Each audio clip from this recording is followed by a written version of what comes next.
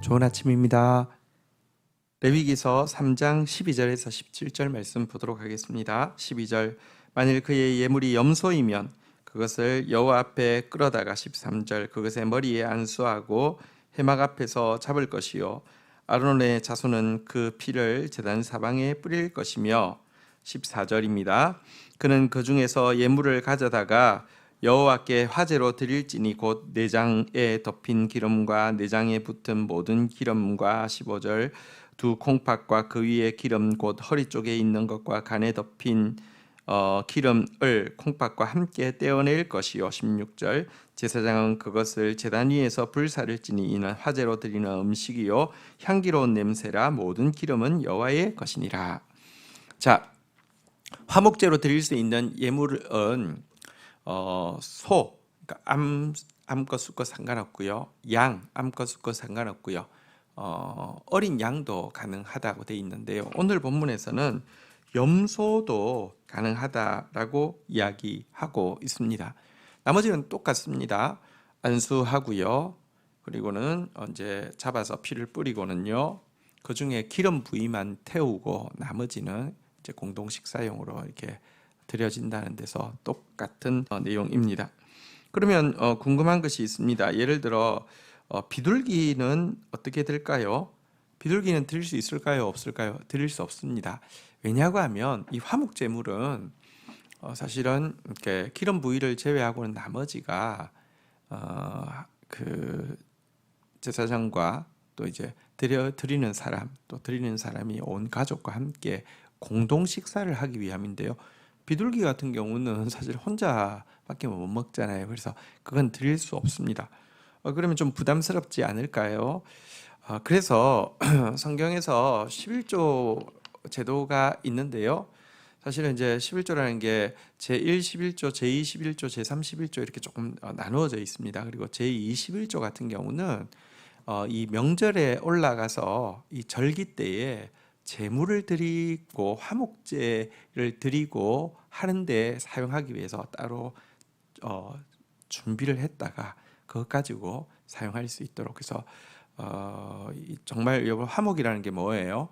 하나님과의 화목은 이제 제사장이 대신 이제 먹는 것을 통해서 또 지체들과의 화목은 그 지체들과 함께 식사하는 것을 통해서 표출되어지잖아요. 그래서 화목 제물은 굉장히 좀 비중이 있는 제물이었고요. 또 굉장히 강조되는 제물임을 볼 수 있습니다. 그런데 여기서 또 한 가지 좀 생각해 볼 필요가 있는데요. 화목 제물로 염소가 드려진 부분인데요.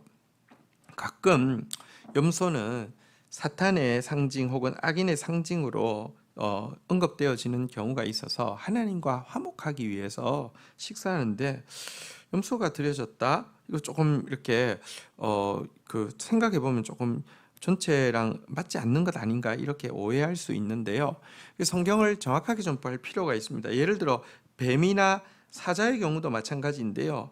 뱀은 사탄을 상징하는 경우로 많이 나오지만 여러분 성경에 보면 예수 그리스도를 상징하는 것으로 구약의 놋뱀이 신약의 십자가에 달리실 예수를 상징하는 것으로 나오기도 합니다. 사자 역시 마찬가지입니다. 우는 사자와 같이 우리를 삼킬 자를 찾는다라고 사단의 상징으로도 나오지만 성경의 유다의 사자처럼 예수 그리스도를 상징할 때도 사용되어지고 있습니다. 그래서 한 단어, 예를 들면 염소라는 단어 하나를 가지고요, 뭔가 엮어가지고, 그러니까 자기 주장을 내세우는데 사용하거나, 뭐 뱀 혹은 또 사자 이런 것들을 이렇게 단어로 자기 중심적으로 해석하는 것은 굉장히 위험하다는 것을 이것은 보여주고 있습니다.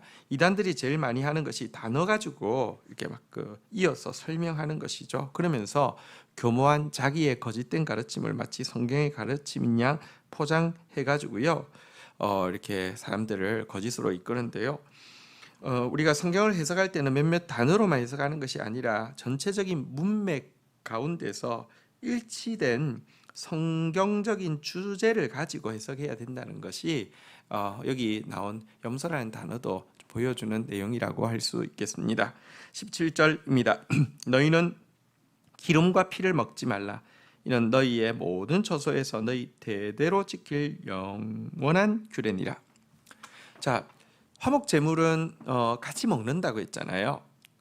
기름을 제외한 것은 같이 이제 나누어 먹는데, 나누어 먹을 때 절대 먹을 수 없는 것, 그것이 무엇이냐?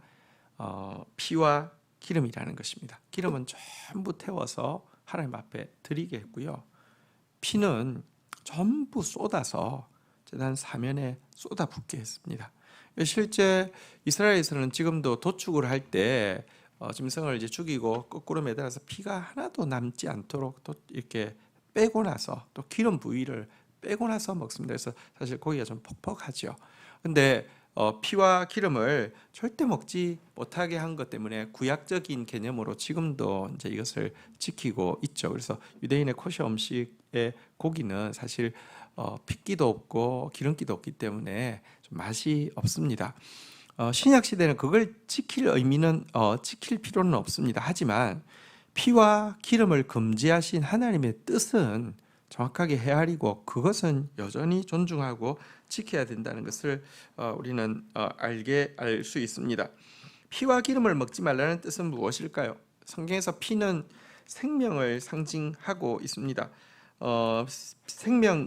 피에 생명이 있다 이렇게 이야기합니다. 그런데 실제 피에 생명이 있다는 것이 아니라 생명을 상징하는 것이죠. 여호와 증인 같은 이단에서는 그래서 수혈을 금지하고 이렇게 하는데, 그것은 사실 율법적으로 이렇게 이걸 해석을 했을 뿐만 아니라, 문구적으로 해석했을 뿐만 아니라 그것 가지고 자신들이 이렇게 뭐랄까요, 구별된 존재인 것처럼 이야기하는데요. 그게 아니라 생명을 정말 존중하고 생명을 귀하게 여기라는 그런 의미가 피를 먹지 말라는 것에 담겨 있고요.